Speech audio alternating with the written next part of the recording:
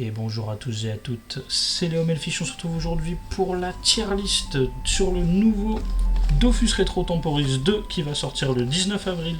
On est en compagnie de Léo Melfish, de Léo, mon acolyte de toujours. Oh oui.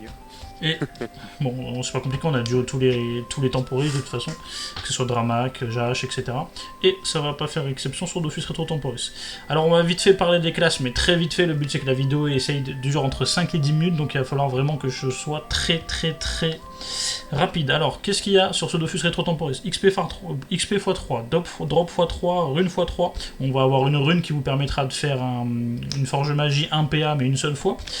On va avoir des combats à 4 personnages maximum contre 8 monstres parce que les personnages sont surboostés. On va avoir le drop de sort en combat, donc la parchemancie comme avant. On va avoir une sorte de tour à 42 étages qui va être au final la quête principale de ce Dofus Retro Temporis. Le drop de Dofus est toujours là. On va avoir les Dofus au fur et à mesure dans la tour, les Dofus parfaits, donc par exemple tu as 20 crits. On va bien sûr faire une guilde, donc la game Léo Melfish. On a le Discord et je l'ai déjà dit, mais ça sort le 19 avril, j'imagine comme d'habitude, dans l'après-midi. Ok, on va commencer. Alors, je vais pas vous lire les sorts, hein, je vous les mets, ils sont là à droite, mais je vous les lirai pas. Vous avez le lien du Discord si jamais juste en dessous de ma tête pour pouvoir venir, et n'hésitez pas, on fera la guilde ensemble, etc. On est sur Lazarus. Alors, Eka-Flip. En gros, l'Eka-Flip, on va tirer des cartes, on va pouvoir utiliser ces cartes pour faire des sorts, pour faire plus de dégâts. C'est une classe damage dealer, mais c'est une classe qui se joue sur la RNG, donc c'est nul tiers. Eka-Flip, c'est où? C'est là, c'est nul tiers.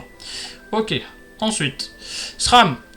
On a un PM en plus, on peut pas être taclé, on va voler des kamas comme à l'ancienne, on va faire plus de coups critiques, on va avoir plus de dégâts sur les pièges, et on va faire des meilleurs pièges, c'est nul tiers aussi. Parce que malheureusement le vol de Kama ne sert à rien si c'est toujours anecdotique, et les trappes c'est plus une classe solo compte, mais sur Temporis pas trop. Ça va peut-être. Non, alors on va parler que du PVP, hein, du PVM pardon. Ça va avoir peut-être un impact late game, mais en early game ce sera très compliqué à jouer tout seul. Alors surtout si on joue en gros, bref, c'est nul tiers. Le Sacrieur, bienvenue au Sacrieur 2.0, plus on vous tape, plus vous faites mal. Bain de sang, vous vous régénérez, pacte interdit, ça va dépendre, vous allez invoquer un démon en fonction de vos HP, plus vous avez des HP bas, plus vous allez invoquer un démon fort. Avoir le démon, ça peut être très intéressant parce que c'est la seule invocation du jeu. Si le démon est vraiment très important, ça peut être une bonne classe, mais on va plutôt le mettre dans le haut panier du nul tiers. Ça fait du heal, ça fait un peu de dégâts, etc. Ouais. L'Eniripsa, on commence à arriver sur le premier vrai perso support, qui va avoir un passif en fonction de son alignement. À savoir que, je ne l'ai pas dit, on est sur un thème jeu de rôle, donc tous les persos, Eniripsa, healer, etc. Donc ça va être healer, voleur, paladin, guerrier, etc. C'est ça la thématique de ce Dofus Retro Temporis 2. Donc, l'Eniripsa, quand vous êtes bontarien, vous soignez quelqu'un, vous lui faites un bonus de dégâts. Quand vous êtes Brakmar, vous soignez quelqu'un, vous gagnez des dégâts. Quand vous êtes neutre, vous êtes plus tank.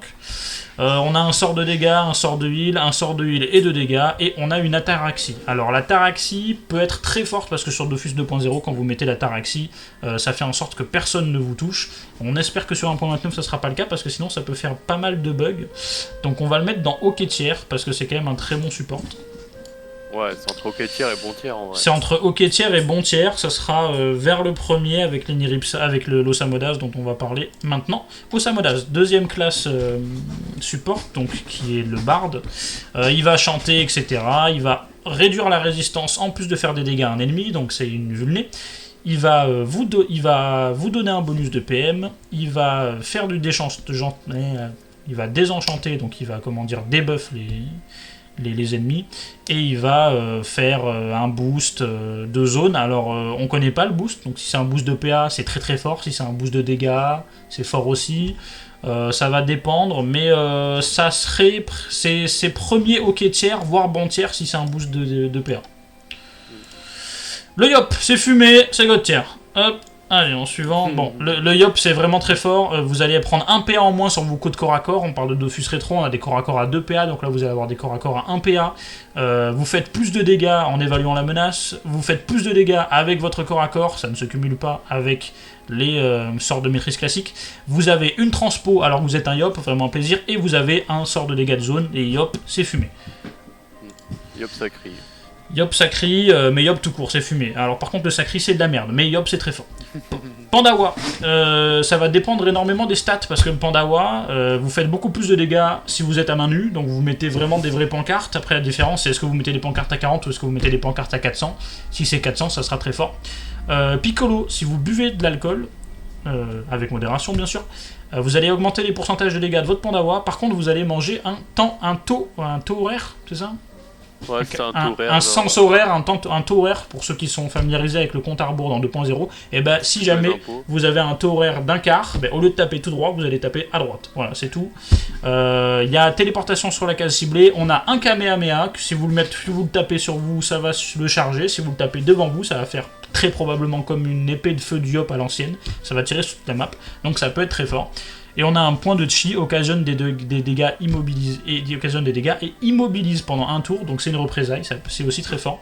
Je pense que le panda, c'est à la limite du God tier, c'est dans le bon tiers en premier, et on va voir, ça sera très probablement à la fin de God tier. Le Xelor, c'est de la merde. C'est très fort en PVP, mais en PVM, c'est de la merde, c'est vraiment... Vous avez un nébuleux inversé, ça veut dire que premier tour vous faites du vol de PA, deuxième tour vous faites des dégâts en plus, mais par contre c'est vraiment... vous pouvez donner des PM, bon pour un Xelor c'est pas vraiment très intéressant, et vous pouvez TP, alors ça peut être très fort, ça peut faire des bugs, en PVP ça peut être très fort, en PVM c'est nul. C'est nul tiers, c'est nul tiers, c'est mieux que le SRAM, c'est mieux que le FK, mais c'est moins bon que le Sacré je pense. C'est mieux que les K, pardon. Le Sadi c'est Sadi tiers, c'est de la merde. Ça invoque un totem, vous pouvez faire des dégâts. Alors c'est pas de la merde, attention, ça dépend, parce que si tous les persos prennent... là on a juste les sorts, on n'a pas les dégâts. Donc si tous les persos ils ont des dégâts de merde et que le Sadi, le boost de totem c'est 52 dégâts par totem, bon bah c'est fumé, mais ça on peut pas le savoir pour le moment. Donc le Sadi, ça va invoquer un totem, ça va vous donner des bonus. Vous allez avoir un sort qui va vous faire transformer en melou. Par contre quand vous êtes en melou vous pouvez plus invoquer de totem. Donc c'est la seule classe qui peut pas vraiment jouer tous ses sorts, déjà c'est un peu bizarre. Vous allez faire des dégâts, vous allez perdre de la résistance, bref, c'est Sadi tiers, c'est nul. Le Kra, c'est fumé, c'est God tiers. Nous, bien sûr, comme d'habitude avec Léo, on va jouer les Kra. Les Kra, vous gagnez 1 de PO sur tous vos sorts. Donc, imaginons que vous avez... Alors, c'est pas 1 de PO, vous gagnez de la PO sur tous vos sorts. Bah, imaginons que vous avez un sort que vous droppez, la Coco. Bah, vous pouvez mettre une Coco à 2 de PO ou à 3 de PO. C'est fumé. Vous avez le sort sentinelle des Kra anciens, donc vous restez sur place, vous avez plus de PO, plus de dégâts. Vous avez leur sort ennemi juré, donc comme à l'instar des Ujinac, vous allez chasser quelqu'un, vous allez lui mettre plus de dégâts. Vous pouvez pas changer de cible tant que cette personne n'est pas morte, donc choisissez bien vos cibles. Tir de retraite, vous tapez sur un mec, vous lui faites des dégâts, vous reculez d'une cage. Et cordon de flèche, c'est flèche explosive, mais vous allez taper que sur les bords de la flèche explosive. Donc bon, de toute façon, dans ce genre de Dofus, quand tu peux taper à distance, c'est vraiment très très fort. Alors après, on a l'air d'être sur une méta corps à corps, ça va dépendre de si on one-shot les mobs ou pas. Souvent c'est comme ça, mais bon, nous on aime bien jouer les Kra, on s'amuse plus en jouant les Kra, donc ce sera des Kra. Et Lutrof, à mon sens, c'est très fort occasionnellement, c'est-à-dire dans une équipe corps à corps, dans une équipe seulement corps à corps avec Panda, Yop, etc. C'est très très fort parce qu'en fait à chaque fois que vous allez taper un perso au corps à corps, vous allez gagner une stack de rage. À la fin du tour, vous enlevez les stacks de rage et vous prenez et vous gagnez les dégâts. Donc c'est très fort. Vous avez un sort frénésie qui fait énormément de dégâts mais qui vous enlève des HP, pourquoi pas. Charge, vous chargez sur un mec, vous faites des dégâts. Tourbilol, vous jouez Garen. Et en plus de ça, vous êtes indéplaçable. Et intimidation, vous retirez un PM pendant un tour comme la flèche cinglante, mais en moins fort. Je pense que c'est bon tiers. Je le mettrai peut-être pas à la hauteur du... Il est où le putain des nuls? Il est là. Je le mettrai peut-être pas à la hauteur du Pandawa, mais c'est bon tiers. Ouais. Et enfin, le Feka, dernière classe. Bon, ça, on va le lire parce que je l'ai pas lu. À chaque fin de son tour de jeu, le Feka pose un glyphe autour de lui. Donc à chaque fin de tour de jeu, vous posez un glyphe. Un glyphe de 1 ou un glyphe de 2 cases, on sait pas, on verra. Bouclier de la foi, applique un bonus de vitalité et résistance sur la cible. Bon, en gros, ça va être le paladin tank. Hein. Sens du devoir, cible les alliés en zone pour recevoir les dommages. Châtiment divin, inflige des dégâts et vole une faible quantité de vie. Bravade, occasionne des dommages et pousse autour de la cible. Bon, c'est vraiment le FK de base. Ils ont mis une ligne par sort, donc c'est pas compliqué. Hein. C'est vraiment le paladin tank.